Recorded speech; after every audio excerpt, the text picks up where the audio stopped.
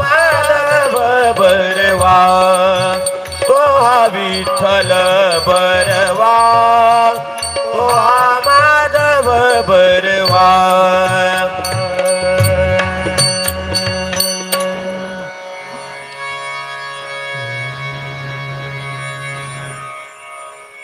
समचरण सरोजं सान्द्रनीलाभुदाभं जगन्निहितपाणी मण्डलं मण्डलाना तरुणतुलसीमाला कन्धरं कञ्जनेत्रम् सदयधवलहासं विठ्ठलं चिन्तयामि कर्पूरगौरं करुणावतारं संसारसारं भुजगेन्द्रहरं सदा वसन्तं हृदयारविन्दे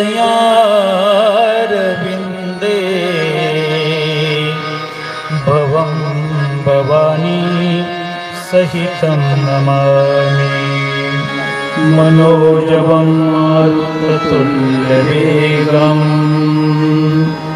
जितेन्द्रियं बुद्धिमतां वरिष्ठं वातात्मजं वानरयूथमुख्यं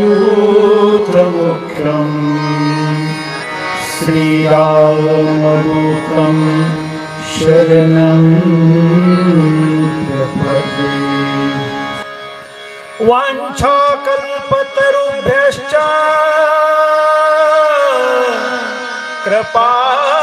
कृपासिन्धुभ्येव च पतितानि पावनेभ्यो श्रीनगस्ते नमो नमः। ज्ञानेशो भगवान् विष्णु निवृत्ति भगवान् हरा सोपानो भगवान् ब्रह्मा मुक्ताख्या ब्रह्मचित्तला नमो सद्गुरु तुकया ज्ञानदीपा नमो सद्गुरु सच्चिदानंद रूपा नमो सद्गुरु भक्त कल्याण मूर्ति नमो सद्गुरु भास्करा पूर्ण कीर्ति नमामि सद्गुरुं शान्तं सच्चिदानंद विग्रहं पूर्ण ब्रह्म परानंदं ईशम् आळंदीवल्लभं सेवे लागी सेवक झालो सेवे लागी सेवक झालो लागी सेवक झालो सेवे लागी सेवक झालो सेवे लागी सेवक झालो तुमच्या लागलो निज चरणा तुमच्या लागलो निज चरणा अव स्वामी तुकया देवा अव स्वामी तुकया देवा आवो स्वामी तुकया देवा आवो स्वामी तुकया देवा मस्तक हे पायावरी या वारकरी संतांच्या जयांचे केलिया स्मरण होय सकळ विद्यांचे अधिकरण तेची वंदू श्री चरण श्री गुरूंचे ते नमस्कारोणी आता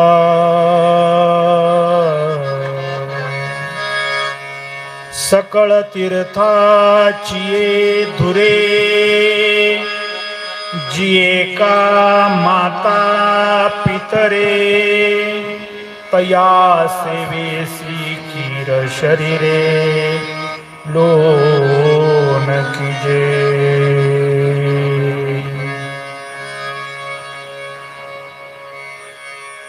अधिष्ठान पुण्यसलीला आढळे मातेच्या तीरावरती वैकुंठवाशी मातोश्री गंगा भगीरथी जयाबाई विष्णू आहेर या मातेच्या दशक्रियेच्या श्राद्धाच्या निमित्तानं एक अभिनव उपक्रम संगीत प्रवचन या सदरामध्ये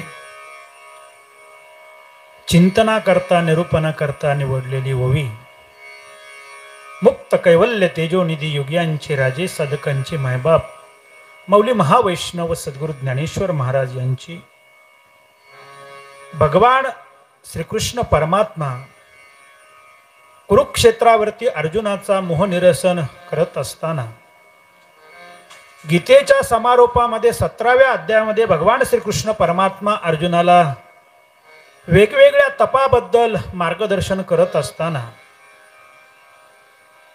शारीरिक तपाचं मार्गदर्शन करत असताना भगवान श्रीकृष्ण परमात्मा अर्जुनाला म्हणतायत, बाबा अर्जुना, देवद्विज गुरुपाज्ञं पूजनं शौच अर्जमं ब्रह्मचर्यम अहिंसा च शरीरम तप उच्यते. शरीर तपाबद्दलचं मोलाचं मार्गदर्शन भगवान श्रीकृष्ण परमात्मा करतायत. आणि याच श्लोकावरती मौली महावैष्णव सद्गुरु ज्ञानेश्वर महाराज विवेचन करत असताना सांगतायत, या सृष्टीवरती भूतलावरती जितके काही तीर्थ आहेत त्या तीर्थांना गेल्याच्या नंतर जे काही पुण्य प्राप्त होतं, जे काही पुण्य प्रदान होतं, तेच पुण्य आपल्या घरच्या तीर्थांची सेवा केल्यानंतर प्राप्त होत असतं. माऊली म्हणतायत, सकळ तीर्थाची ये धुरे जिये का माता पितरे.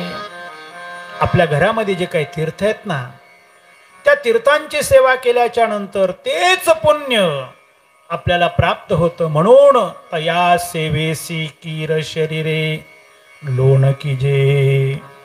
म्हणून आपण प्रत्येकानं घरच्या तीर्थांची सेवा करणं गरजेचं आहे, कारण त्या घरच्या तीर्थांच्या सेवेचं पुण्य हे खूप अगाध आहे, अलौकिक आहे.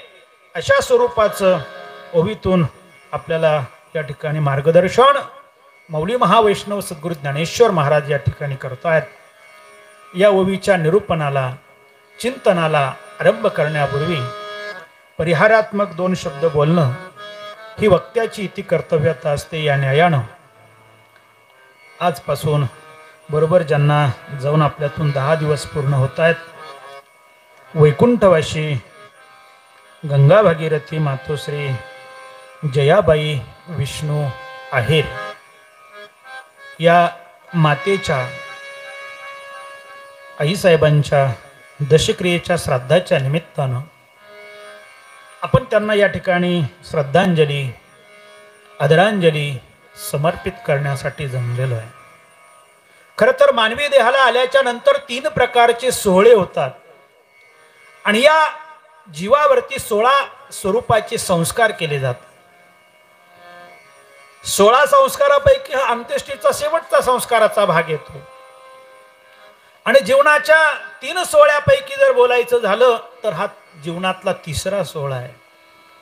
पहिला जो सोहळा केला जातो त्याला जन्माचा सोहळा म्हटलं जातं. दुसरा जो सोहळा केला जातो त्याला विवाहाचा सोहळा म्हटलं जातं. आणि 3रा जो सोहळा केला जातो त्याला मृत्यूचा सोहळा म्हटलं जातं. परंतु मानवी देहाला आल्याच्या नंतर 3 सोहळे केलेच जातात. पैकी एखादा जो मधला सोहळा आहे हा टाळता येतो, किंबहुना काहींनी तो टाळला. परंतु ज्याचा पहिला सोहळा झाला त्याचा शेवटचा सोहळा होतच असतो, नाही का. ज्याचा जन्म झाला त्याला मृत्यूला सामोरं जावंच लागतं. आणि बघा काय अलौकिक आणि वेगळी अशा स्वरूपाची गोष्ट आहे. जीवनामध्ये 2 सोहळे माणसाच्या जीवनामध्ये सर्वांसोबत शेअर करता येत नाही, सर्वांसोबत अनुभवता येत नाही. फक्त एकच सोहळा अनुभवता येतो, त्याला विवाहाचा सोहळा म्हटलं जातं. मानवी देहाला आल्याच्या नंतर जन्माचा सोहळा होत असताना संपूर्ण परिवार आनंद उत्सव साजरा करतो. परंतु जरी संपूर्ण परिवार आनंद उत्सव साजरा करत असेल तरी दुसऱ्या बाजूने त्या असणाऱ्या जीवात्म्याला त्या सोहळ्याचा आनंद तितका उपभोगता येत नाही. येतो का? नाही येत. विवाहाचा सोहळा मात्र सर्वांसमोर त्याचा आनंद घेता येतो. आणि मृत्यूच्या सोहळ्या बाबतीत तसंच आहे. हे जग विश्व सोडून जात असताना पुन्हा आपला परिवार, आप्तेष्ट, नातेवाईक सगळे त्या ठिकाणी दुःखी होतात. खरं तर दुःख मानू नये बरं का. मृत्यूच्या सोहळ्याचं दुःख मानू नये. मृत्यूचा सोहळा म्हटला गेलेला आहे. हा, दुःख कधी मानलं पाहिजे? अल्पावधीत जर जाणं झालं तर नक्की ते दुःखदायक असतं, क्लेशदायक असतं. परंतु एकदा वार्धक्यात जाणं आणि त्यातल्या त्यात कलियुगाच्या आयुष्य मर्यादेचा आपण जर विचार केला, त्या आयुष्य मर्यादेच्या नंतर वार्धक्यात जाणं हा सुद्धा एक जीवनातला एक आनंददायी सोहळा म्हटला जातो. खरं तर मातोश्रींच्या बाबतीत बोलायचं झालं तर हा दुःखाचा सोहळा नाही म्हणता येणार. कारण त्यांचं जाणं हे निसर्गाच्या नियमाला अनुसरून आहे. जाणं हे वार्धक्यातलं जाणं आहे, कलियुगाच्या आयुष्य मर्यादेच्या समारोपातलं जाणं आहे असं आपल्याला या ठिकाणी म्हणावं लागेल. आणि त्यातल्या त्यात मृत्यूच्याही संस्कारामध्ये, सोहळ्यामध्ये, श्राद्धामध्ये वेगवेगळे श्राद्ध केले जातात. पैकी अंत्येष्टीचं श्राद्ध आहे, दुसऱ्या दिवसाचं श्राद्ध आहे, तिसऱ्या दिवसाचं, 5व्या, 6व्या, 7व्या असं करत करत 10व्या दिवसाचं श्राद्ध, पुन्हा 13वं, पुन्हा कुंभ श्राद्ध, पुन्हा मासिक श्राद्ध आणि असे 11 मासिक श्राद्ध पूर्ण झाल्याच्या नंतर 12वं जे श्राद्ध केलं जातं त्याला चटश्राद्ध अर्थात वर्ष श्राद्ध म्हणतात, किंबहुना आपण त्याला पुण्यस्मरण म्हणतो, नाही का. असे वर्षभर हे श्राद्ध सोहळे सुरू असतात. पैकी दशक्रियेच्या श्राद्धाला विशेष अशा स्वरूपाचं महत्त्व या ठिकाणी प्राप्त होत आहे. म्हणून आज या मातोश्रींच्या या दशक्रियेच्या श्राद्धाच्या निमित्तानं आपण त्यांना या ठिकाणी श्रद्धांजली, तिळांजली, सुमनांजली, आदरांजली समर्पित करण्यासाठी या ठिकाणी जमलोय. मातोश्रींच्या पश्चात त्यांची मुलं, त्यांची मुली, त्यांचे नातवंड, पोतणे, अतिशय मोठा आणि व्यापक हा परिवार. या परिवारातून त्यांचं जाणं आणि त्याच निमित्तानं दशक्रियेच्या निमित्तानं आपण या ठिकाणी त्यांना श्रद्धांजली देण्यासाठी जमलोय. या निमित्तानं आज थोडासा एक वेगळा अभिनव प्रयोग यापूर्वी केला होता.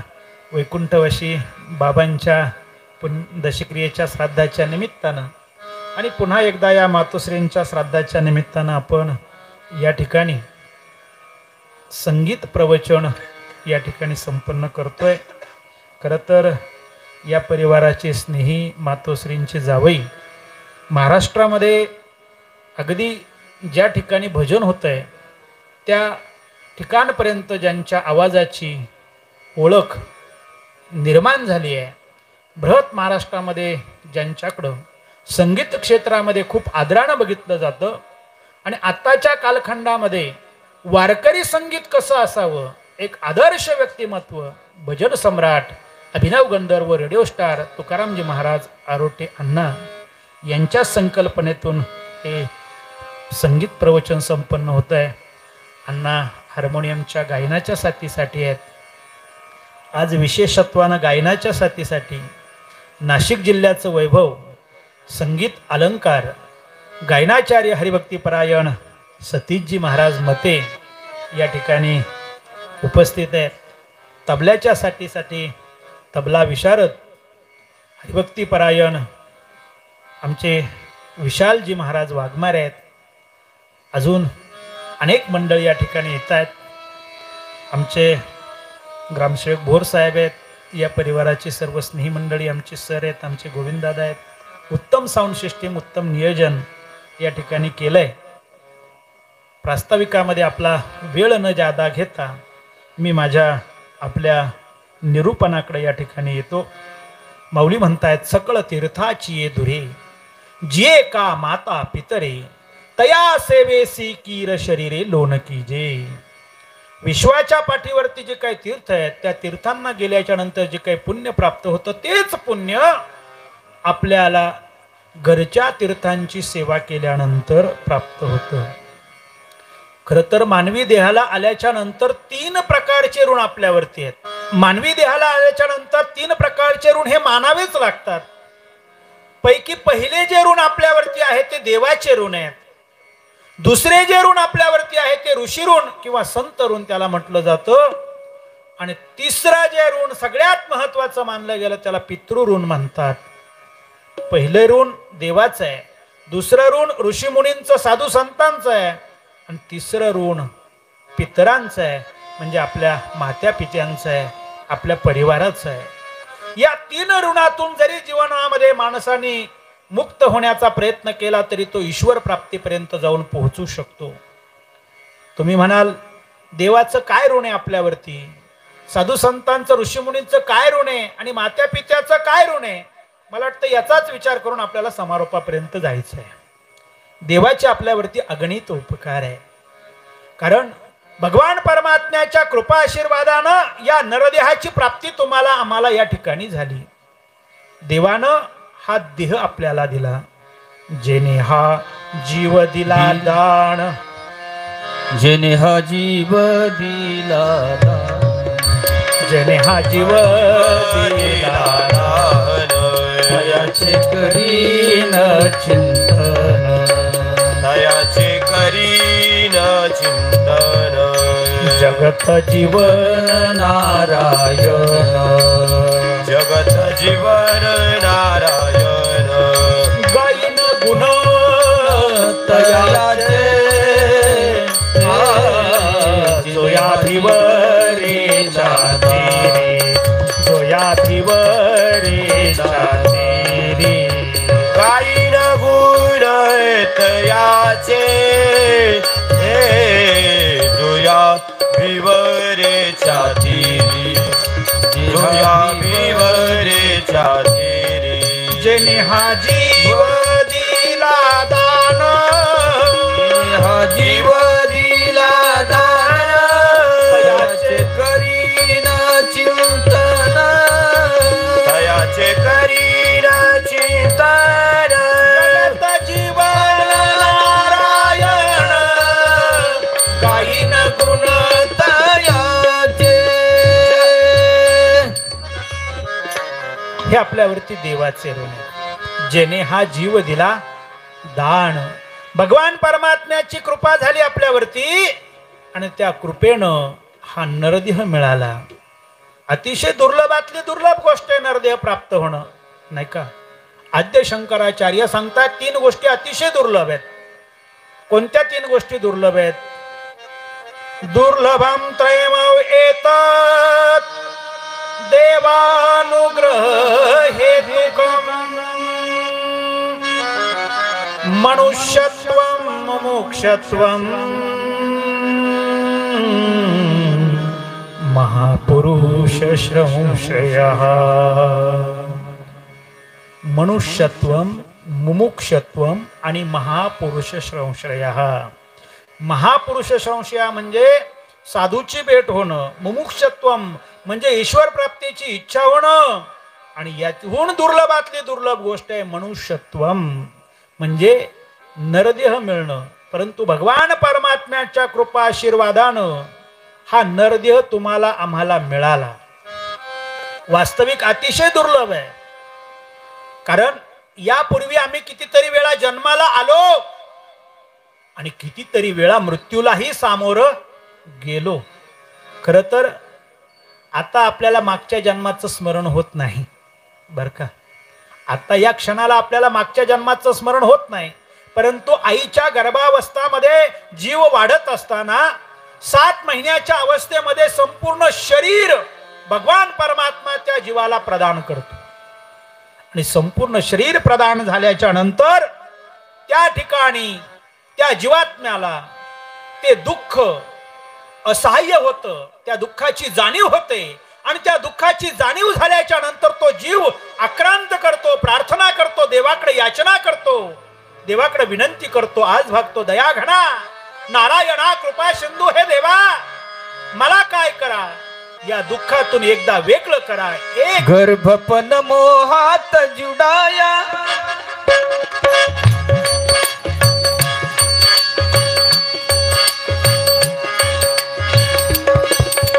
गर्भपन मोहात जुडाया,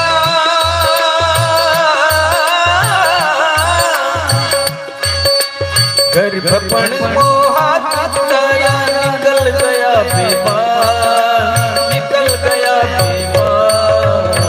कबस भरोगे राम, अब तुम कबस भरोगे राम, अब तुम कबस भरोगे राम, अब तुम कबस भरोगे राम, अब तुम कबस भरोगे राम, अब तुम कबस भरोगे राम, अब तुम कबस भरोगे राम.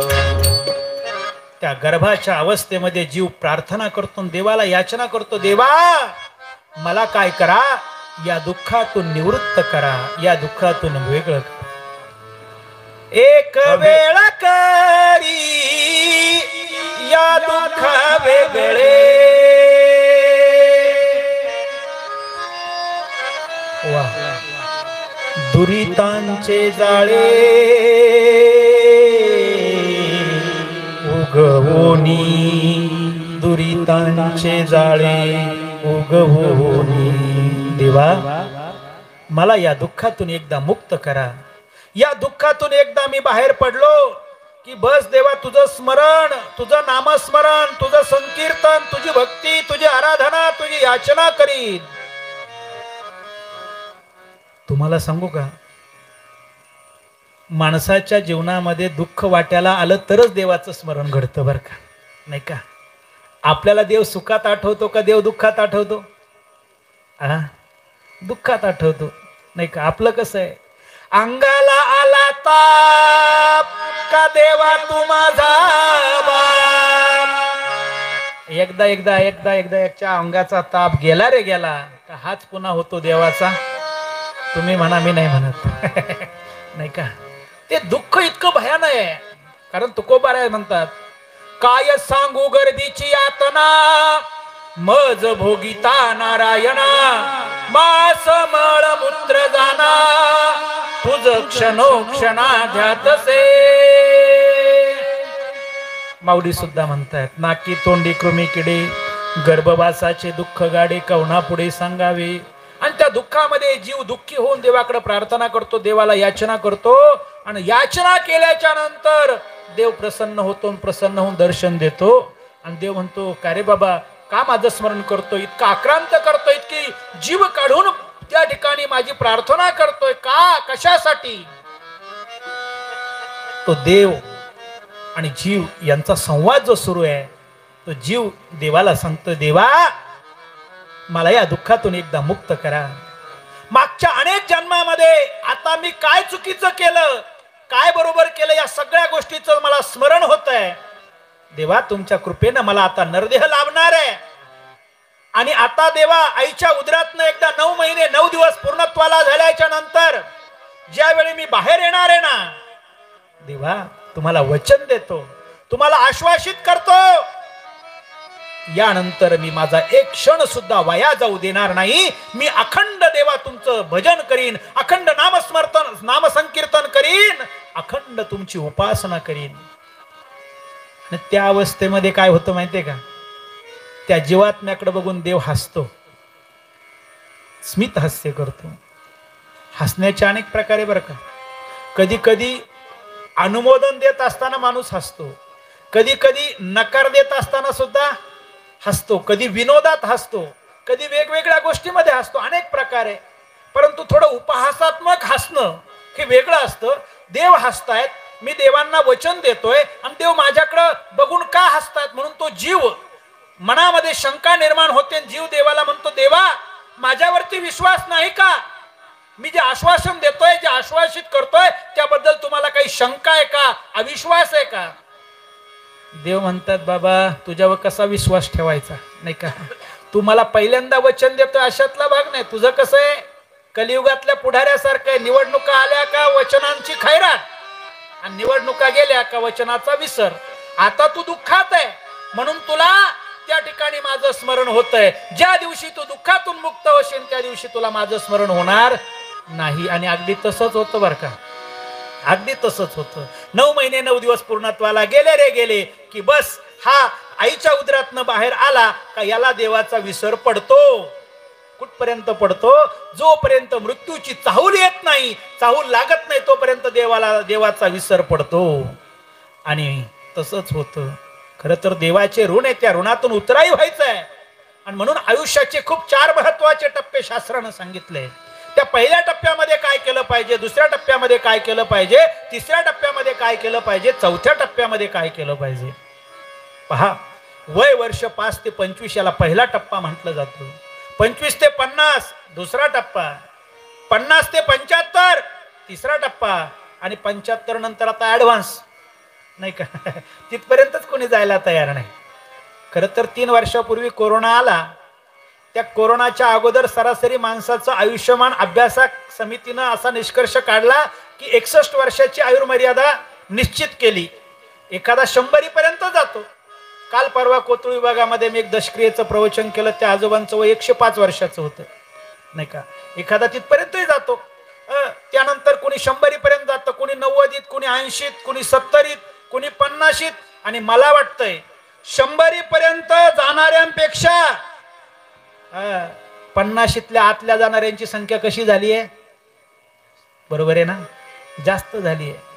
पूर्वीच्या काळात माणसं गेल्यानंतर कळत नव्हती, परंतु आताचा काळ असा आहे, माणूस गेला की गावात आल्याबरोबर लगेच कळतं. कारण प्रत्येक गावामध्ये माणूस गेला का होल्डर लावलं जातं नाही का.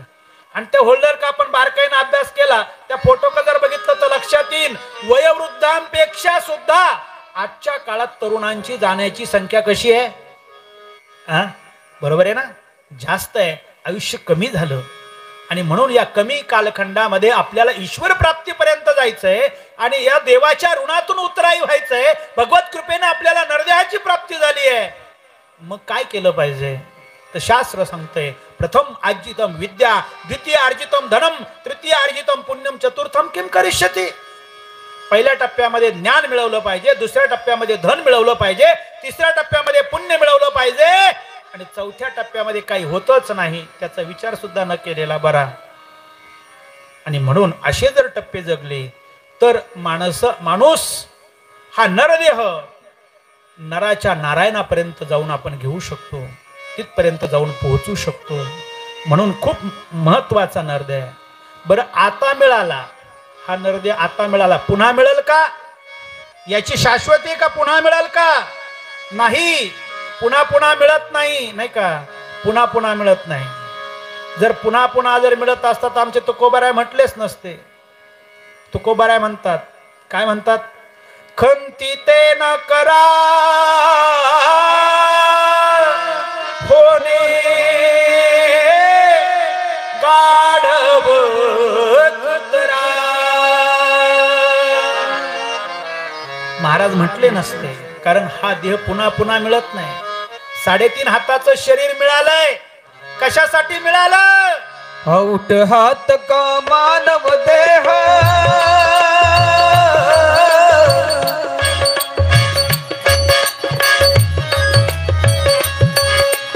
औट हात का मानव देह,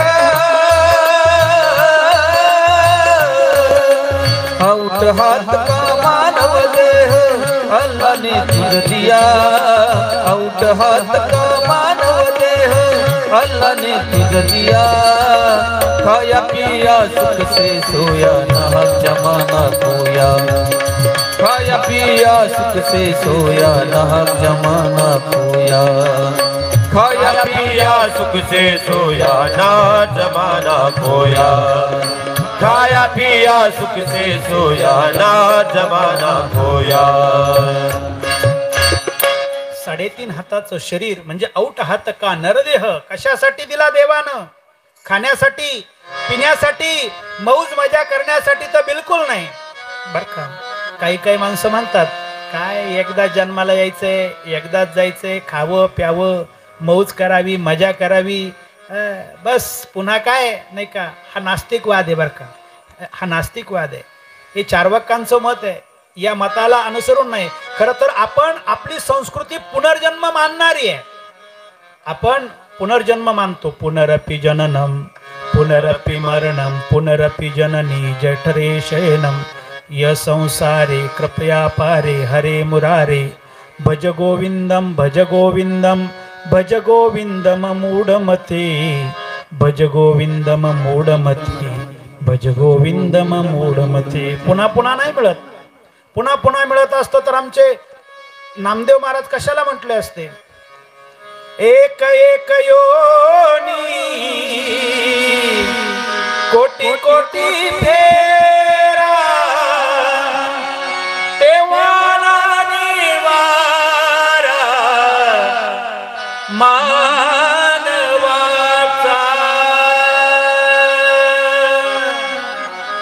नाही का, म्हणण्याची वेळ आली नसती. आणि हा नरदेव मिळालाय, हा अशाश्वत आहे का? नाही, शाश्वत नाही, अशाश्वत आहे. कारण देह जाणार आहे. देह जाणार जाणार याशी काळो बखाणार. जाणार जाणार याशी काळो बखाणार. देह जाणार जाणार याशी काळो बखाणार. देव जाणार जाणार याशी काळो बखाणार. देह जाणार जाणार याशी काळो बखाणार. देह जाणार जाणार याशी काळो बखाणार.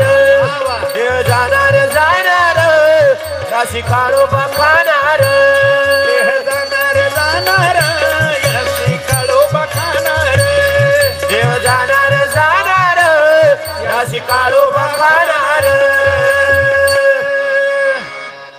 बर का संत, हे मिनी कीर्तन आहे आत्ताच्या भाषेत. कीर्तनच, पण बसून कीर्तन याला म्हणायचं. खूप गोड अन्न असल्यावर काय तिथं, नाही का, साक्षात गंधर्व गायला असल्यानंतर काय काय कमतरता आहे तिथं. क्या बात आहे. देह जाणार आहे, देह जाणार आहे, नाशवंत आहे. ती मला दसा आपल्या बाळाला सांगते. माऊली खूप गोड रूपक करतात. हा देह नाशिवंत मूळ मूत्राचा बांधा. हा देह नाशिवंत मूत्राचा बांधा. वरी चर्म घातले रे कर्म कीटकाचा सांगा.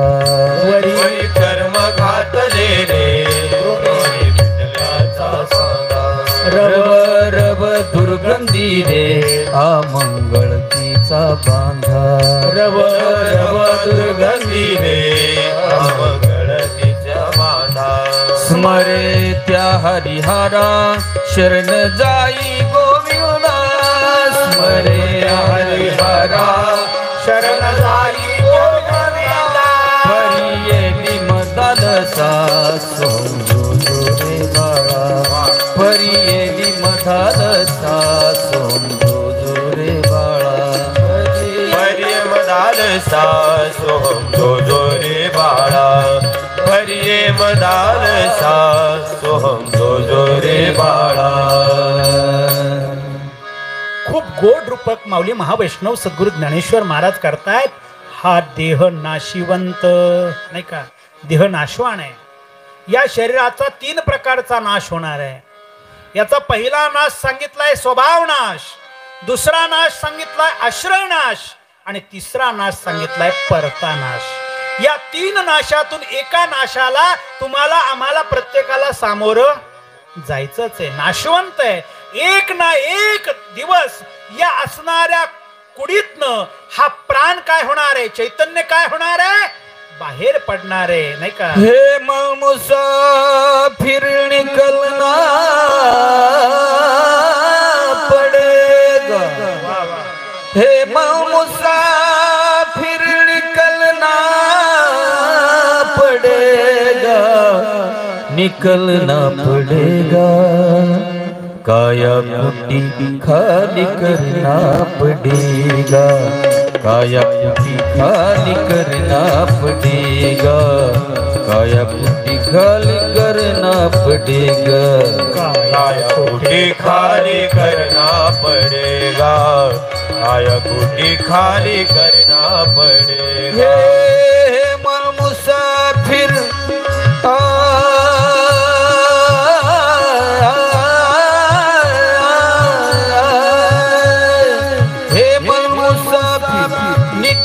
पड़ेगा, हे मन मुसाफिर निकलना पड़ेगा। काया कुटी खाली करना पड़ेगा, काया कुटी खाली करना पड़ेगा, काया कुटी खाली करना पड़ेगा। भाड़े का भुवन क्या तू संभाले, भाड़े का भुवन, भाड़े का भुवन क्या तू संभाले। जिस दिन तुझको मालिक निकाले, उसका किराया भी भरना पड़ेगा, उसका किराया भी भरना पड़ेगा। काया कुटी खाली करना पड़ेगा, काया कुटी खाली करना पड़ेगा, काया कुटी खाली करना पड़ेगा। वाह, एक ना एक दिवस प्रत्येकाला जायचंय। या देहातनं जो चैतन्य रूपी जो प्राण आहे, जे चैतन्य आहे, ते एक ना एक दिवस बाहेर पडणार आहे। पंचमहाभूताचं शरीर पंचतत्वामध्ये विलीन होणार आहे। मग काय केलं पाहिजे तर मानवी देहाला आल्याच्या नंतर ईश्वर प्राप्तीच्या ऋणातून जीवानं मुक्त झालं पाहिजे। त्यासाठी वेगळं काही करायची गरज नाही। साधू संतांनी सांगितलं काय करा, कामामध्ये काम, काही म्हणा राम राम, जाईल भव श्रम सुख होईल दुःखाचे। तुम्ही जे काही काम करता ना तेच काम करा, आणि ते करत करत असताना देवाचं स्मरण करा। जीवनामध्ये प्रसंग कधी सुखाचा येईल आणि प्रसंग दुःखाचा येईल। मला वाटतंय सुख दुःखाची जर बेरीज आपण जर केली नाही का, तर मला वाटतं जीवनामध्ये सुख वाटायला येते का दुःख जास्त वाटायला येते नाही का।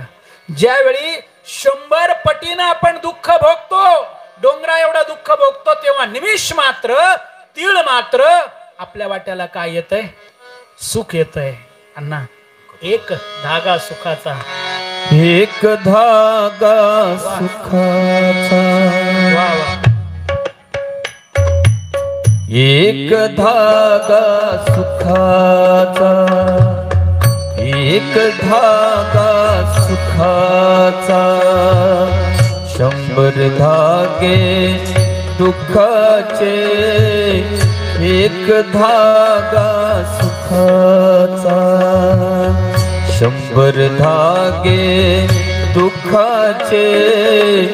जरी तारी हे वस्त्र माणसा तुझी आयुष्याचे, एक धागा सुखाचा। पांघरसी जरी कसला कपडा, येशी उघडा जाशी उघडा, पांघरसी जरी कसला कपडा, येशी उघडा जाशी उघडा। कपड्यासाठी करसी नाटक, कपड्यासाठी करसी नाटक, 3 प्रवेशाचे, एक धागा सुखाचा, एक धागा सुखाचा, 100 धागे दुःखाचे। जर तारी वस्त्र माणसा तुझी आयुष्याचे, एक धागा सुखाचा। एक धागा सुखाचा, 100 धागे दुःखाचे। अनंत पटीनं दुःख भोगल्यानंतर निमिष मात्र सुख तुमच्या आमच्या वाट्याला येतंय। म्हणून मानवी देहाला आल्याच्या नंतर त्या शाश्वत सुखापर्यंत जाण्यासाठी देवाच्या ऋणातून आपल्याला उतराई व्हायचंय, त्याला पहिलं ऋण म्हटलं जातं। चला, वेळ कमी आपल्याकडे, आपण आता दुसऱ्या ऋणाचा या ठिकाणी विचार करूयात। मानवी देहाला आल्याच्या नंतर दुसऱ्या क्रमांकाचे ऋण आहे ते ऋषी ऋण म्हटलंय। पूर्वीच्या काळात ज्यांना ऋषीमुनी म्हणायचं त्यांना आता काय म्हटलं जातं, साधू संत म्हटलं जातं नाही का।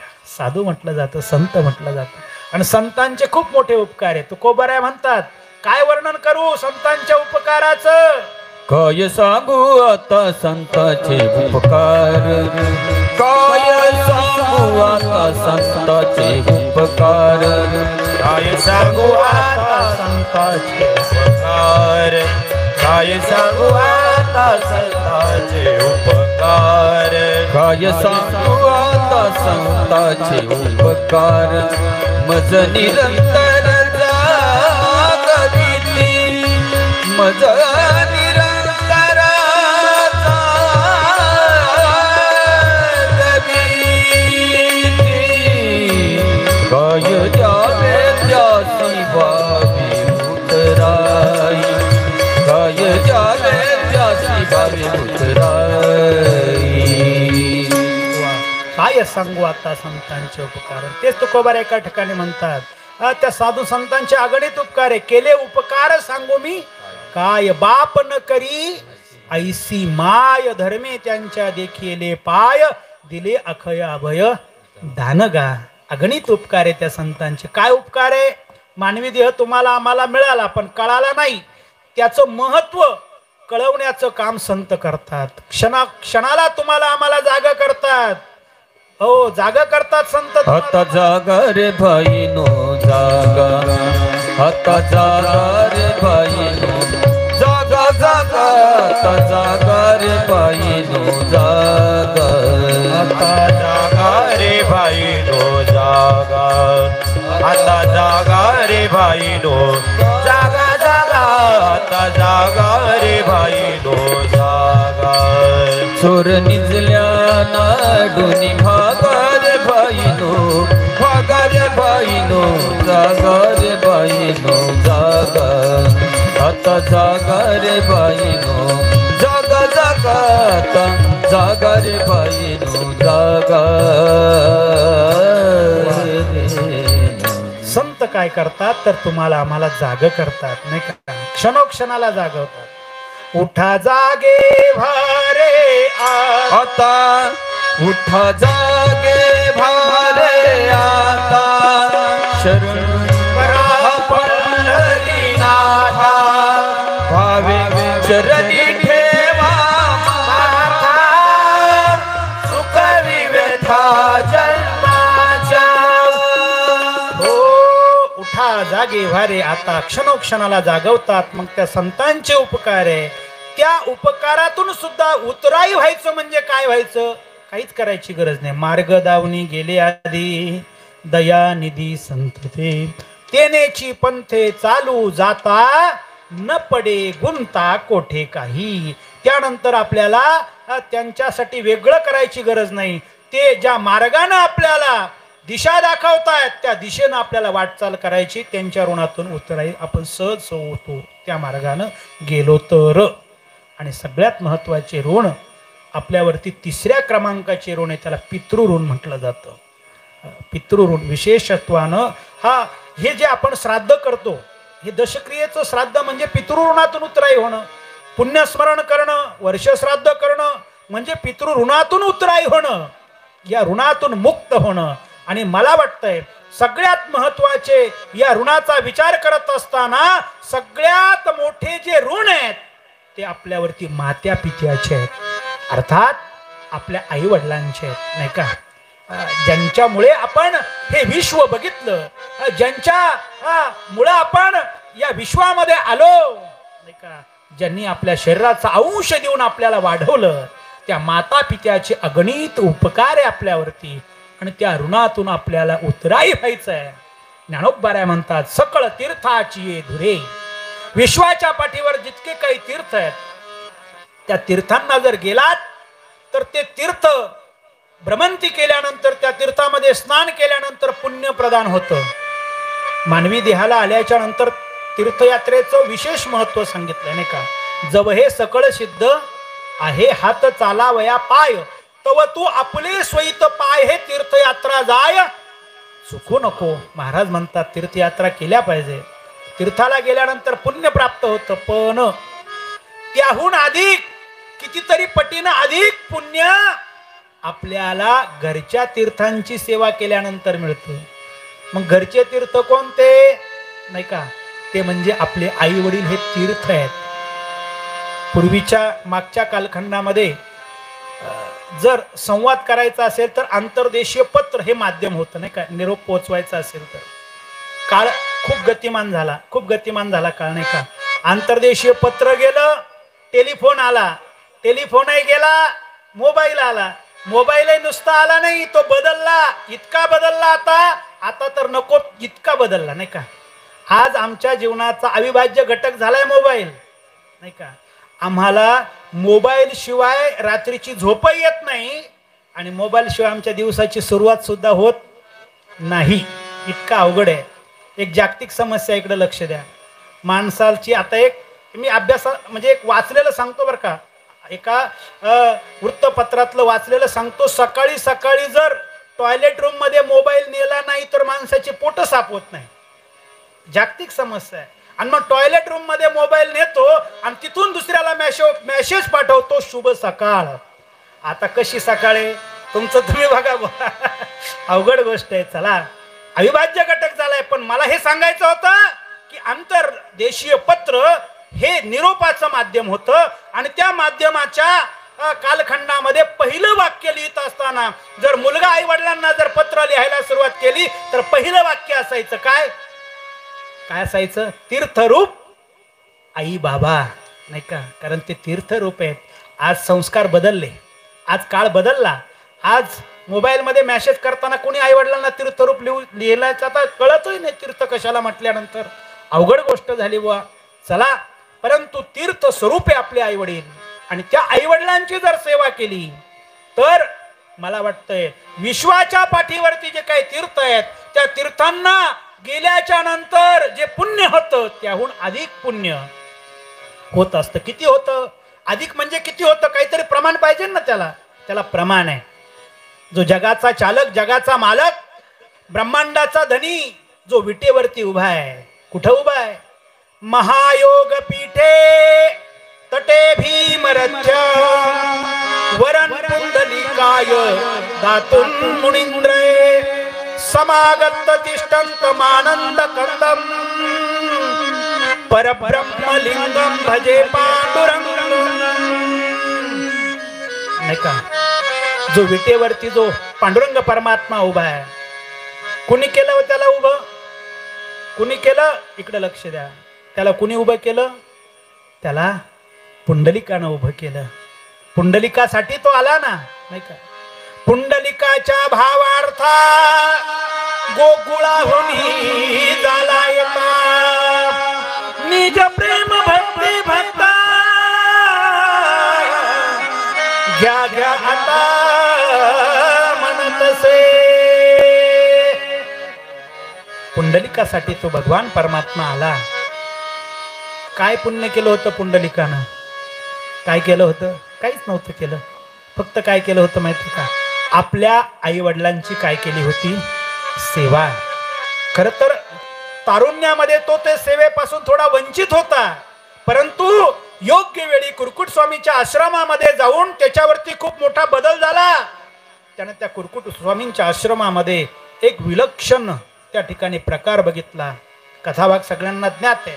जास्त विस्तार करण्यासाठी माझ्याकडे वेळ नाही. मध्यरात्री काळ्या कुट्ट मलिन अवस्थेत 3 स्त्रिया यायच्या, त्या आश्रमाची सेवा करायच्या आणि ब्रह्ममुहूर्तावरती सुचिरभूत होऊन पुन्हा तेजोमय दिव्य अशा स्वरूपाच्या होऊन जायच्या. 3 दिवस प्रकार बघितला. 4थ्या दिवशी पुढे जायचंय. स्वामींना येऊन भेटला. स्वामी, मी असा प्रकार दररोज बघतोय, 3 दिवसापासून बघतोय. काय प्रकार? कुरकुट स्वामींनी सांगितलं, पुंडलिका, अरे हा वेगळा काहीच प्रकार नाही. जगाचं पाप, जगाचा ताप घालवण्याचं जे काम करतात त्या महानद्या म्हणजे या काळ्या कुट्ट मलिन ज्या स्त्रिया येतात त्या ह्याच आहेत. स्वामी, मग त्या अशा का येतात? अरे तुझ्यासारखे जे महापापी त्यांच्या तीर्थामध्ये जाऊन स्नान करतात, तीर्थामध्ये स्नान केल्यानंतर पाप जातं, नाही का? शास्त्र आहे त्याला. अन्य क्षेत्रे कृतम पापम तीर्थक्षेत्रे विनश्यती. जर अन्य क्षेत्रामध्ये म्हणजे जर आपल्याला घरी जर आपल्याकडनं पाप झालं तर ते पाप तीर्थामध्ये जाऊन जातं, नाही का? तीर्थामध्ये जातं. आणि तीर्थामध्ये पाप झालं तर मग ते जात नाही. तीर्थामध्ये पाप जातं. अरे तुझ्यासारखे अनेक पापी या तीर्थामध्ये येऊन स्नान करतात, त्यांचं पाप जातं.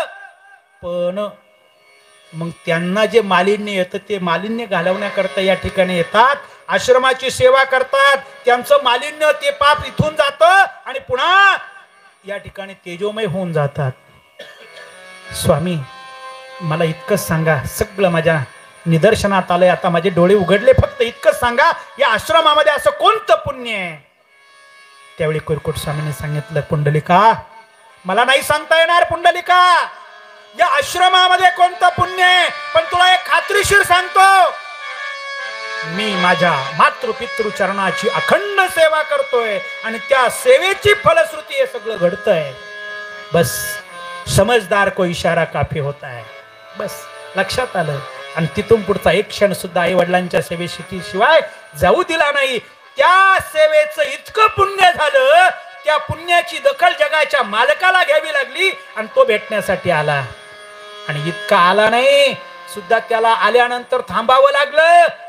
देवा थांबा, तुम्ही आलात तर थांबा, घाई करू नका, आई वडिलांची सेवा सुरू आहे, थांबायचं असं. तर बाजूला वीट भिरकावली आणि त्या विटेवरती उभं केलं. किती दिवसापासून? युगे 28 विटेवरी उभा, त्याला उभं विटेवरती उभा राहावं लागलं. पुन्हा त्याला इथून माघारी जाता आलं नाही, म्हणून तर आज तो तुमच्या आमच्या उद्धाराकरता विटेवरती उभा आहे. हा तुमच्या आमच्या करता उभा आहे. कशामुळं? फक्त आई वडिलांच्या सेवामुळं. आई मात्या पित्याचा अगणित महिमा आहे. आणि त्यातल्या त्यात आईबद्दल बोलायचं जर झालं, मी आताच्या काळात कीर्तनकार कविता म्हणतात, त्या कविता नाही म्हणणार बरं का. संत साहित्यामध्ये खूप गोड प्रमाण आहेत. खरं तर निष्काम प्रेमाचं वर्णन ज्या ज्यावेळी करण्याची वेळ आली, त्यावेळी त्या प्रेमाचं वर्णन करत असताना आमच्या संतांना सुद्धा आईच्या प्रेमाचा विचार करावा लागला किंवा त्याची दखल घ्यावीच लागली. कसं आहे ते प्रेम? निष्काम स्वरूपाचं प्रेम आहे, नाही का? निष्काम स्वरूपाचं प्रेम आहे. लेकुराचे हित, लेकुराचे हित, लेकुराचे हित, लेकुराचे हित, वाहे माऊलीचे चित, वाहे माऊलीचे चित, ऐशी कळवळ्याची जाती, ऐशी कळवळ्याची जाती, करीला भावीन प्रीती, करीला भावीन,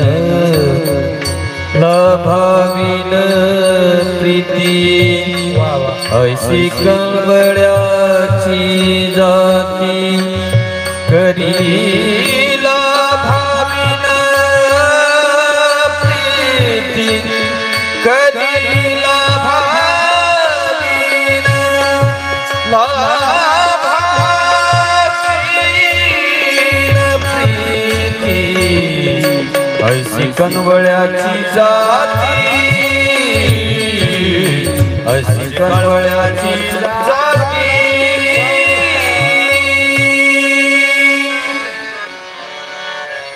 वाह क्या बात.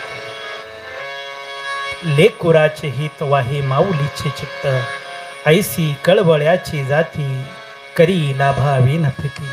कुठल्याही प्रकारच्या लाभाची अपेक्षा न करता जी प्रेम करते तिला काय म्हटलं जातं? माता म्हटलं जातं, तिला आई म्हटलं जातं. म्हणून आईसारखं दैवत जगाच्या पाठीवर दुसरं तिसरं कोणतंच नसतं.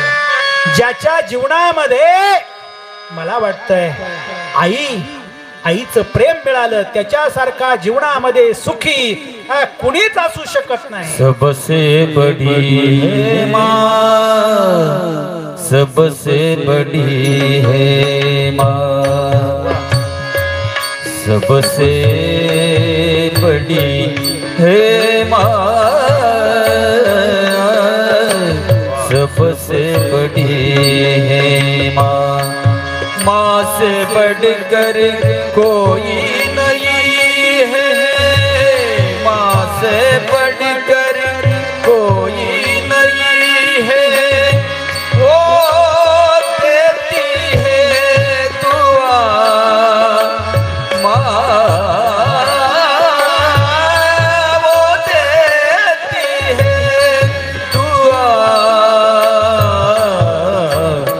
सबसे बड़ी है माँ, सबसे बड़ी हे माँ। जगामध्ये सगळ्यात मोठं तीर्थक्षेत्र कोणतं असेल तर सबसे बडी हे माँ, आई हे दैवत आहे.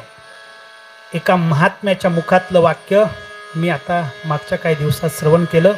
बाकीचं प्रवचन आपण वजा करू, पण तेवढं वाक्य जाताना घरी घेऊन जा. तो महात्मा म्हटला 100 शिक्षकांपेक्षा सुद्धा एक आई आपल्या मुलाला जास्त संस्कारित करू शकते माता हो. हे वाक्य घरी घेऊन जा, तुमच्या मुलांचं कल्याण झाल्याशिवाय राहणार नाही. बस,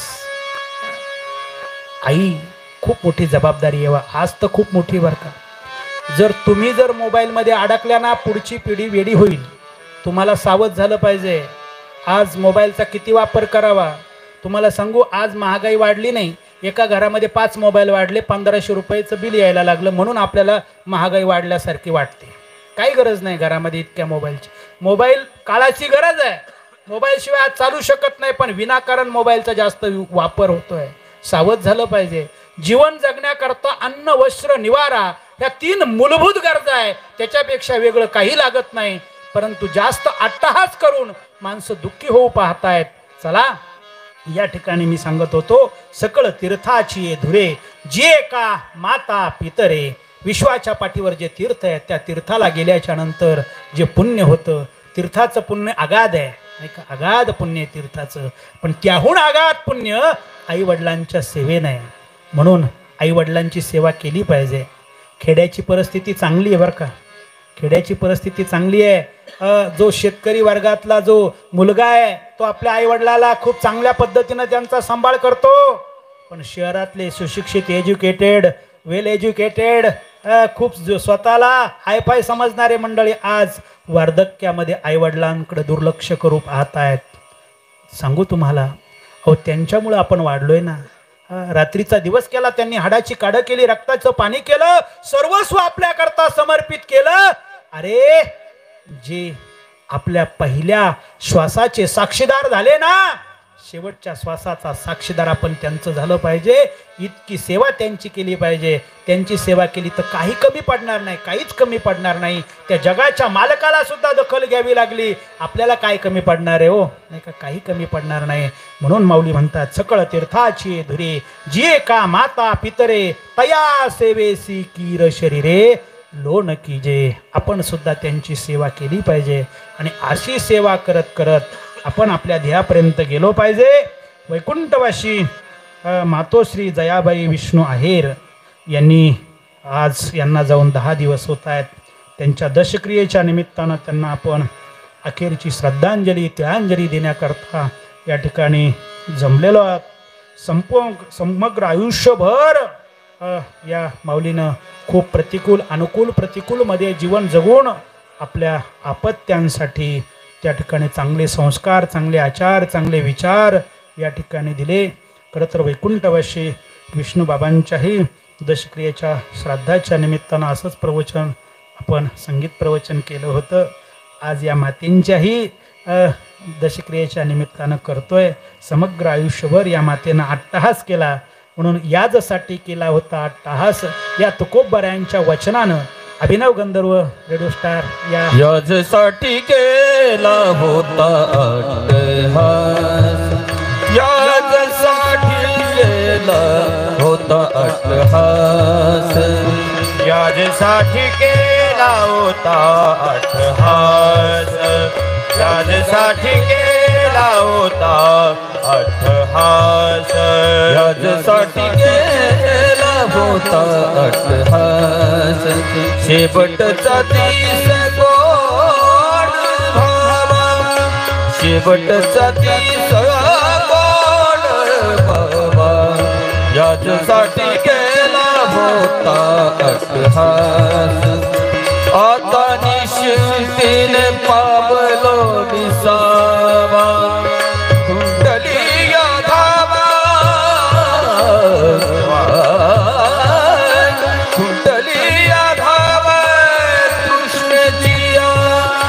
याजसाठी केला होता अट्टहास यासाठी केला होता अट्टहास यादसाठी केला होता अट्टहास यादसाठी केला होता अट्टहास कमले मुक्ती परमिली नोवरी नोवरी आता दिवस चारी खेळी बेळी आता दिवस चारी खेळी मेळी गेळी मेळी आता दिवस चारी खेळी मेळी यासाठी केला होता अट्टहास यासाठी केला होता अट्टहास यासाठी केला होता अट्टहास यासाठी केला होता अट्टहास शेवटीचा दिस गोड व्हावा. खरं तर आज शेवटचा दिवस गोड झाला असंच म्हणावं लागेल नाही का. या समग्र आयुष्यभर या मातेनं जो अट्टहास केला, मला वाटतं आज इतक्या बहुसंख्येनं आपण त्यांना तिलांजली देण्यासाठी समर्पित या ठिकाणी उपस्थित झालो आहे. खूप गोडच शेवट म्हणावा लागेल. आणि या निमित्ताने एक वेगळा उपक्रम आपण संपन्न केला.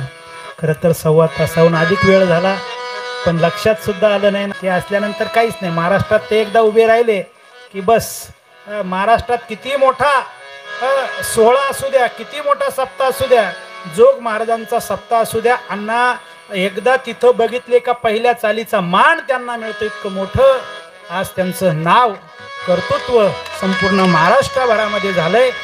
आणि ते आज या ठिकाणी उपस्थित आहेत. सर्व मंडळी आमचे विशाल महाराज विशेषत्वानं खूप दूरवरनं प्रवास करून संगीत विशारद आमचे सतीशजी महाराज मते या ठिकाणी आलेत.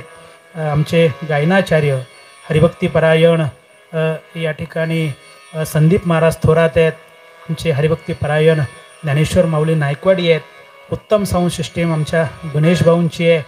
आणि हा सर्व संगीत प्रवचनाचा कार्यक्रम ज्यांनी टेलिकास्ट केला, ज्यांनी लाईव्ह केला आणि पुन्हा कधी आपल्याला बघता येणार आहे, ते आमचे सन्मित्र भालेराव दादा यांनाही विशेष अशा स्वरूपाचे धन्यवाद देतो.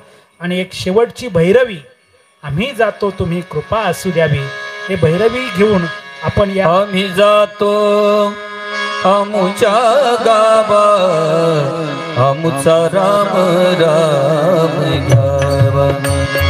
आम्ही जातो आमुच्या गावा आमुचा राम राम घ्यावा. जातो आमच्या गावा आमचा राम राम घ्यावा. आम्ही जातो आमच्या गावा आमचा राम राम घ्यावा. आजवर होतो तुमच्या गावी आता कृपा असू द्यावी. आता नाही सहज येणे जाणे सहज खुंटले बोलले. आम्ही जातो आमुच्या गावा आम्ही जातो आमुच्या गावा आमुचा राम राम घ्यावा. तुका गेला वैकुंठाला राम कृष्ण विठ्ठल बोला राम कृष्ण विठ्ठल बोला.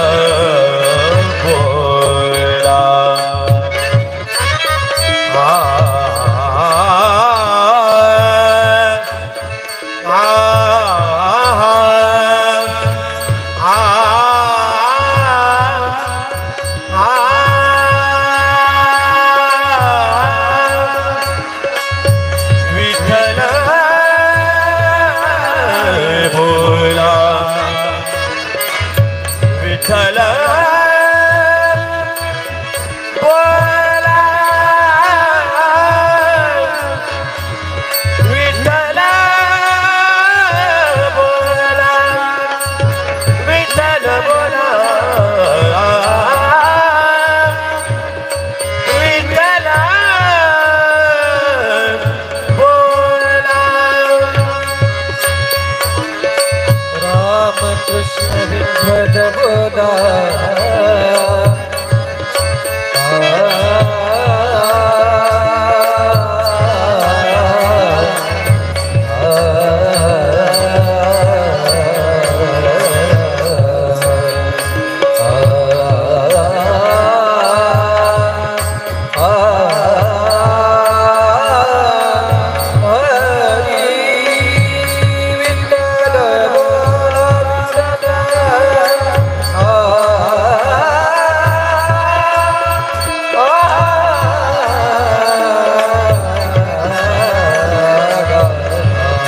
राम कृष्ण विठ्ठल बोला बोला बोला बोला राम राम राम राम राम राम राम राम कृष्ण विठ्ठल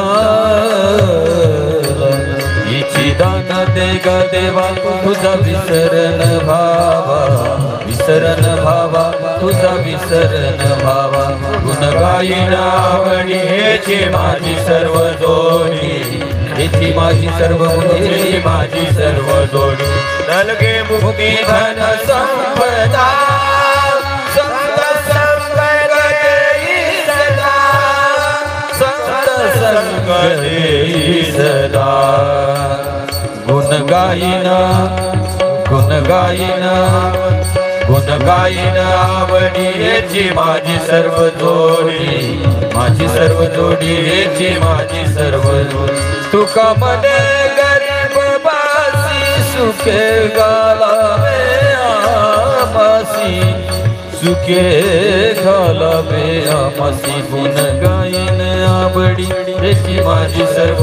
जोडी माझी सर्व जोडी हेची माझी सर्व जोडी गायन आवडी हेची माझी सर्व जोडी माझी सर्व जोडी हेची माझी सर्व जोडी पुंडलिक वरदारी विठ्ठल पुंडलिका वरदे हरी विठ्ठल श्री ज्ञानदेव श्री पंढरीनाथ भगवान की माऊली ज्ञानेश्वर महाराज जगद्गुरु तुकाराम महाराज की महामुनि अगस्ती महाराज नमः पार्वते पते हर हर महादेव।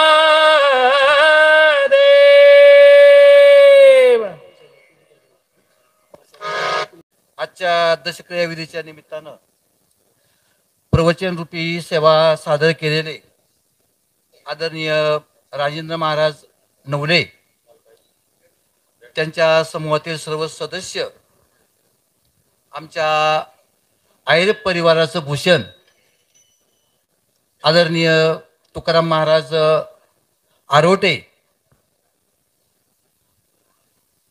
सुशांत महाराज आरोटे सर हरिभक्त परायण संदीप वाकचौरे महाराज आणि सर्व उपस्थित शोकाकुल बंधू भगिनींनो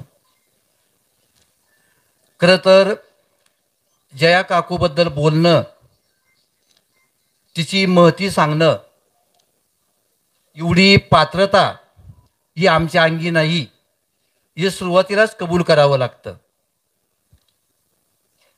तिचा जीवनपट जर पाहिला तर अतिशय कष्टमय जीवन ती जगली।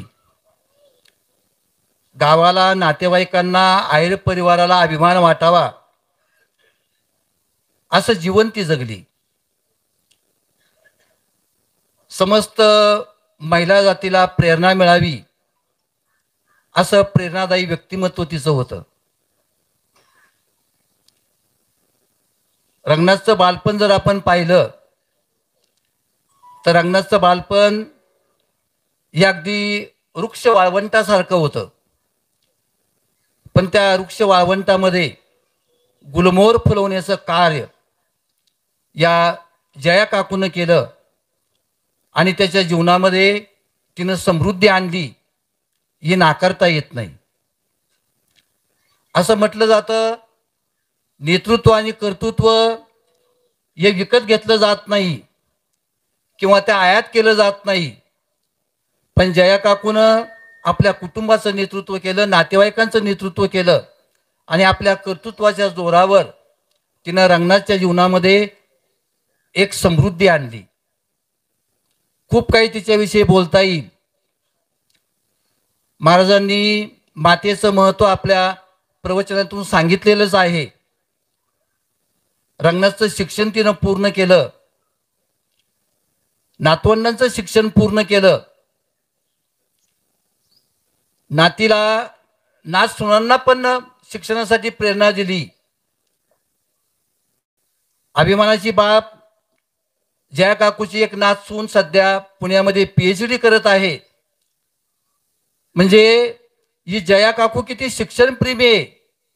अडाणी असून सुद्धा शिक्षणाचं महत्त्व तिनं जाणलेलं आहे. रंगनाथचं लग्न झालं, सौ अलका वहिनीच्या रूपानं लक्ष्मी आमच्या आहेर परिवाराच्या घरामध्ये आली आणि रंगनाथच्या कुटुंबाची समृद्धीकडे वाटचाल सुरू झाली. आजारपण आलं. आजारपणामध्ये रंगनाथनं त्याच्या सर्व बहिणी, सर्व जया काकूचे जावई, नातेवाईक या सर्वांनी तिची खूप सेवा केली. पण अलका वहिनीनं जी सेवा केली त्याला तोड नाही. एक सासू सुनेचं नातं कसं असावं या दोघींकडे पाहिल्यानंतर आपल्या लक्षात येतं. असो, आज रंगनाथ सर्व सुखांमध्ये लोळत असताना सुद्धा आज तो पुन्हा एकदा दरिद्री बनलाय. कारण आज त्याच्या घरामध्ये त्याची आई नाही. मी आहेर परिवाराच्या वतीनं या आमच्या काकूला, या मातोश्रीला भावपूर्ण श्रद्धांजली अर्पण करतो आणि आमच्या आहेर परिवाराच्या विहीनबाई प्राचार्या सौ कासार मॅडम यांना विनंती करतो की आपण काकूंना श्रद्धांजली अर्पण करावी. यानंतर गणोरे गावाच्या वतीनं श्रद्धांजली अर्पण करतील सरपंच श्री संतोष आंबरे. या ठिकाणी आमच्या आजी कैलासवासी जयाबाई विष्णू आहेर यांचं 10 दिवसापूर्वी दुःखद निधन झालं. त्यांचा दशक्रियाविधी या ठिकाणी पार पडत आहे. या दशक्रियाविधीसाठी सर्व आप्तेष्ट, सर्व पाहुणे आणि ज्यांनी सुंदर असं प्रवचनकार सेवा दिली असे नवले महाराज. खरं तर काकस्पर्श झाल्यावर माणसं लगेच उठतात, परंतु 1.5 तास 2 तास कसे होत गेले हे सुद्धा कळलं नाही. असं सुंदर प्रवचन या ठिकाणी महाराजांनी या ठिकाणी सादर केलं. त्यांचं गणोरे गावच्या वतीने हार्दिक स्वागत करतो. त्याच पद्धतीने आता सरांनी सांगितलंय, आजीबद्दल माहिती सांगितली, त्यांची मुलं नातवंड त्यांच्याबद्दल माहिती सांगितली. खरं तर पृथ्वीवरती जन्म घेतला म्हणजे एक दिवस मृत्यू आहेचे. मृत्यू म्हणजे एक सत्य या ठिकाणी आहे. भगवंतांनी जन्म घेतला त्यांना सुद्धा या ठिकाणी जावं लागलं. खरं तर हा मृत्यू हा दुःखाचा प्रसंग असतो, परंतु हा आनंदाचा प्रसंग या ठिकाणी दिसत आहे. कारण आजींनी जेवढं भगवंतांनी आयुष्य दिल्यावर तेवढं सुखाने, कष्टाने आणि हे कुटुंब उभं केलं. मोठा विचार या ठिकाणी दिला. हा विचार सुद्धा या ठिकाणी पुढे राहणार आहे आणि या कुटुंबाची अशीच प्रगती होत राहणार आहे. या आजीला ग्रामपंचायत गणोरच्या वतीने आलेल्या सर्व पाहुण्यांच्या वतीने भावपूर्ण आदरांजली व्यक्त करतो. त्याच पद्धतीने या ठिकाणी माननीय सर कचरू शेट्टी पाटील, बादशाह बोंबले, हाबाप राजेंद्र भोत, पत्रकार श्री संदीप वाकचौरे, म्हणजे अनेक मान्यवर या ठिकाणी आलेत. परंतु वेळेअभावी आपण फक्त 2च आदरांजली या ठिकाणी घेणार आहेत. यानंतर संत नामदेव आंबरे यांना विनंती करतो आपण 2 शब्दात आदरांजली व्यक्त करावी. बोलणार आहे का? बरं. ठिकाणी 1-2-3 श्रद्धांजली होतील, कारण उशीर काय झाले नाही. 10 हा काय परत होणार नाही. बरंच बाबून आंबेगाव जुन्नर तालुक्यातून मोठमोठी पाहुणे आली. तर कृपया एक पसाय दान झाल्याशिवाय कोणी उठायचं ही नम्र विनंती. या ठिकाणी आमच्या मामी, एक आदर्श माता, या ठिकाणी आहेर सरांनी सरपंच सांगितलं, सासूचं आणि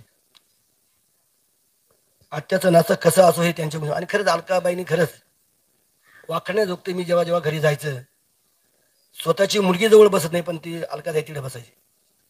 तिचे एवढे मोठे मुले शिकलेले आणि खरं त्यांचा पारिवारिक आदर्श ज्यांनी ह्या ठिकाणी प्रवचन केलं असे आमचे मित्र राजेंद्र महाराज नवले, अमोल महाराज भोत असतील आणि ज्यांचं महाराष्ट्रामध्ये ख्याती या गावचे जावाई आमचे अण्णा आरुटे महाराज.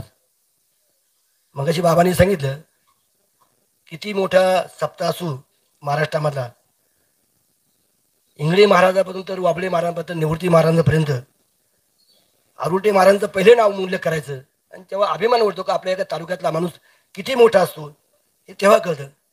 माम्यांच्या दाबाला तेव्हा योगाला आणि मामींच्या दाबाला तेव्हा योगाला योग म्हणायचं. तुम्हाला हे व्यासपीठ दार्शनिक तेच मला काही कळत नाही. खरं ही अशी माणसं रत्नासारखी या तालुक्यात जन्मलेली. या ठिकाणी मामीचा अनेक चढ उतार झाला असेल. रंगणाचं मी डोळ्यापासून सगळे त्यांची कादंबरी ती मी बघितलेली. मामीने बिड्या बांधायच्या आणि रंगणात झोळीमध्ये झोपायचा आणि ती दोरी वाढायची. ते काव्य गेले आता, ते काही फक्त आता हे स्वप्न राहिले फक्त शिल्लक. आणि रंगणात जेव्हा एस टी महामंडळात काम करत असताना त्याचा कार्यक्रम मी स्वतः डोळ्यांनी पाहिला. एवढे अधिकाऱ्यांनी कौतुक केलं त्या रंगणाचं की माप नाही. आणि तेव्हा शहरातून आल्यानंतर आपण या ठिकाणी एक कंपनी काढून गायांची खाद्याची स्वतःच्या मुलांना उभं केलं. आणि रंगणात राजकीय जीवनामध्ये जेव्हा एक आयोग आला आणि आहेर पाटीलचे इलेक्शन झालं आणि आम्ही डॉक्टर सगळे बसलो आणि रंगणाला चेअरमन केलं. आजही त्याला त्या पदाचा अभिमान वाटत नाही. सामान्य माणसामध्ये माणसं बसतात ही खरी मनाने मोठी असतात. खरं त्यांचे सगळे जावाई या ठिकाणी असतील, त्यांचे नातू, त्यांचे सगळा परिवार, त्यांची ननद या ठिकाणी मोरे परिवार दिलेली आणि एक आदर्श परिवार. मामीने कधी कोणाची तक्रार केली नाही. पण मामीचा जर आज फोटो पाहिला आजही वाटत नाही एक पहाडासारखी बाई. जर मी कारखान्यात जर बोलायला गेलो मी तिचा भाषा तरी माझ्या माल्या कापायच्या. म्हणजे एवढी भीती तिचा दरारा होता. मामी पुढे बोलायची कोणाची कारखान्यात कारकोणी सुद्धा ताकद नाही, एवढी पहाडी बाई. आणि खरं शेवट तिला त्रास झाला पण रंगनाथने आणि अलकाताईने खरं तिची सेवा केली हे वाकण्यासारखं आहे. आणि मी खरंच या गावच्या सगळ्या संसदी वतीने, अकोल्याला जनतेच्या वतीने, पंचायत समिती सगळ्या अधिकाऱ्यांच्या वतीने मामीला या ठिकाणी भावपूर्ण वाढतो. आणि या ठिकाणी सुरेश शेठ गडाख यांनाही विनंती करतो आपण या ठिकाणी मनोगत व्यक्त करावं. आणि त्यानंतर आदरणीय कस्तुरमामा शेट्टी आकाशकर संचन त्यांनाही विनंती करतो आपण या ठिकाणी व्यासपीठाकडे यायचं. आणि शेवट अमोल महाराज भोत यांनी शेवट करायचा आणि पसायदान या गावचे जावई आरुटे महाराज याच्या पसाईवाणीतून आपण या कार्यक्रमाची सांगता करायची.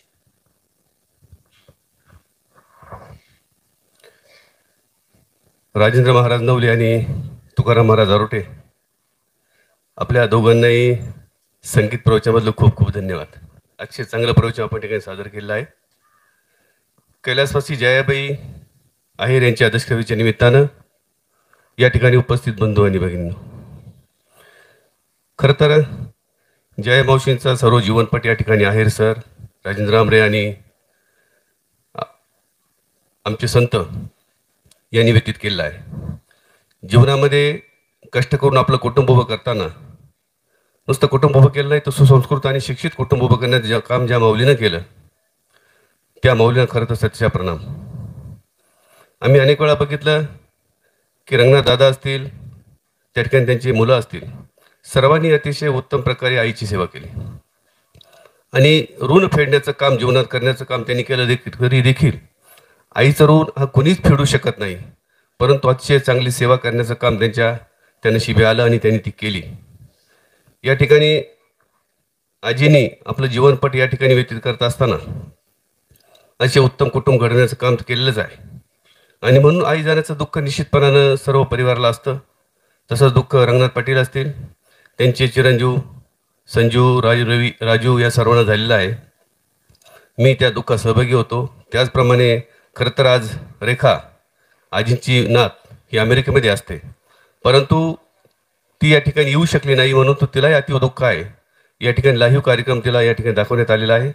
म्हणून ज्या परिवारात ती आहे, कासार परिवारात, त्या कासार परिवाराच्या वतीनं त्यांचे नातजाबाई अमित असतील, त्यांची व्याही कासार सर असतील, आमच्या कासार मामी असतील, माझा गडाख परिवार असेल, आम्ही सर्व नातेवाईक परिवाराच्या वतीने या ठिकाणी मावशींना भावपूर्ण आदरांजली अर्पण करतो.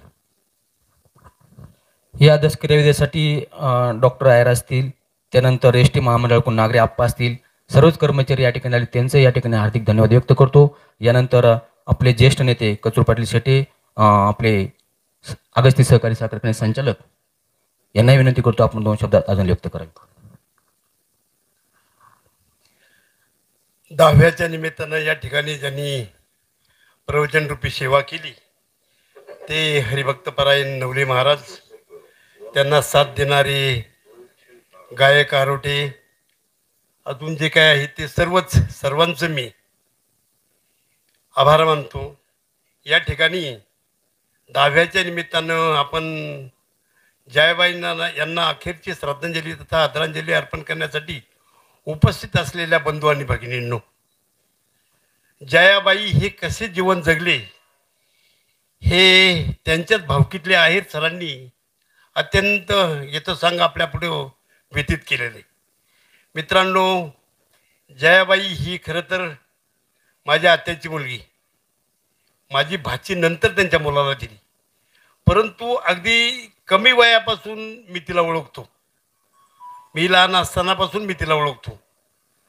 अत्यंत प्रतिकूल परिस्थितीमध्ये तिनं जीवन व्यतीत केलं. विष्णुपंतांची साथ मिळाली नाही असं नाही, परंतु काही दिवसापुरती मिळाली. आणि त्याच्यानंतर सरांनी सांगितलं का जयाबाईंनी वाळवंटामध्ये अत्यंत वृक्ष वातावरणामध्ये रंगनाथ आपल्या एका मुलाला वाढवण्याचं तिनं सगळं कष्ट तिनं केलं. मातोश्री जयाबाईंना एक मुलगा आणि 4 मुली, ह्या सर्वांना उभं करण्याचं काम अत्यंत परिश्रमातून, फार मोठी जमीन नव्हती, परंतु फक्त त्या काळामध्ये ह्या भागामध्ये जो काही बिडी व्यवसाय होता त्या बिडी व्यवसायावर त्यांनी हे सर्व उभं करण्याचं काम केलं. मुलालाच उभं नाही केलं तर मुलींना सुद्धा केलं, नातवांना केलं आणि सुनांना सुद्धा मार्ग दाखवण्याचं काम केलं. तिची एक नात आत्ता जितक्यात आमचे सहकारी अमेरिकेमध्ये आहे, कासारना दिल्ली, सर्व कुटुंब अत्यंत हुशार असं उभं करण्याचं काम मातोश्री जयाबाईंनी केलं. ती गोरड्यांची आणि आयरांच्या कुटुंबामध्ये तिनं प्रपंच केला, उभा केला. अशा या जयाबाईला मी माझ्या कुटुंबाच्या वतीनं, माझ्या गावाच्या वतीनं आणि तालुक्यातील तमाम ऊस उत्पादक शेतकऱ्यांच्या वतीनं भावपूर्ण श्रद्धांजली तथा आदरांजली अर्पण करतो. थांबतो. जय हिंद, जय महाराष्ट्र. हे बघा, कृपया पसायदान झाल्यानंतर आणि तिलांचा कार्यक्रम झाल्यानंतर या ठिकाणी भोजनाचं नियोजन आहे परिवहन केलं, तर कृपया भोजन केल्या शकून जायचं ही नम्र विनंती. सर्वांनी जागेवर उभं राहायचं आणि पायाच्या चपला काढायच्या. आणि हरिभक्त अण्णांना विनंती करतो, आपल्या मधुर वाणीतून पसायदानाची सांगता करा.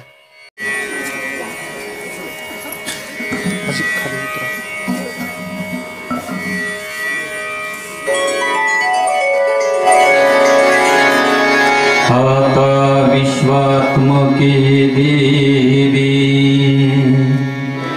हीने बागयज्ञ तोषोनी मजऱ्या पसायदानी जी खळांची व्यंकटी सांगो तया सत्कर्मी रतिवारो भूता परस्परे पडो मैत्र जीवांचे दुरितांचे तिमिर जाओ विश्वस्वधर्म सूर्ये पाहो जो जे वांछिल तो पेला हो प्राणिजात वर्षत सकळ मंगळी विश्वर निष्ठांची मांदियाळी अनवरत भूमंडळी भेट तू या भूता चला कल्पतरुचे आरब चेतना चिंता मनीचे गाओ बोलती जे अर्णवो विभूषांचे चंद्र में दयालांछन कांड जेता पहिन ते सर्वाई सदा सज्जन सोय रे हो तू किंबहुना सर्व सुखी पूर्ण हो तिही लोकी भजिजो आदि पुरुखी अखंडित आणि ग्रंथ उपजीविये विशेष लोकी दृष्टा दृष्ट विजय वा विजित येथ मने श्री विश्वेश्वरा आहोईन दान पसावो येने वर ज्ञान देवो सुखिया जहाला येने वर ज्ञान देवो सुखिया जहाला येने वर ज्ञान देवो